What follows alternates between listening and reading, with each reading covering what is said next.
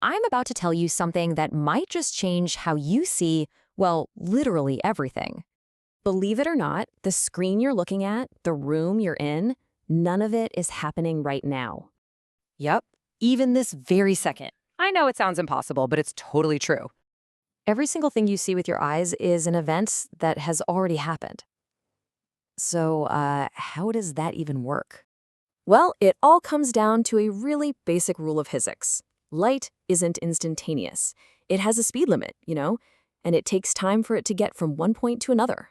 So think about this screen. First, light has to actually leave the display. Then it has to travel all the way across the space between it and you to reach your eyes. Even over that tiny little distance, the journey isn't instant. I mean, it's incredibly fast, for sure, but it's not zero. There's a delay.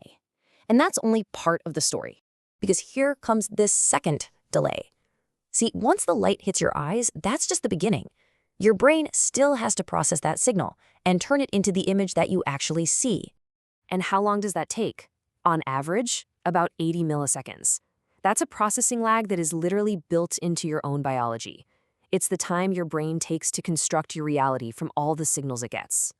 So, when you put it all together, the time it takes for light to get to you, and the time it takes for your brain to process it, you end up with a small but very real delay.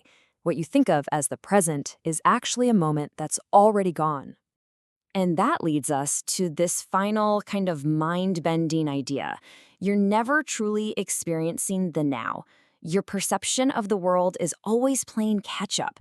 You're constantly living in the very, very recent past, just a few milliseconds behind reality.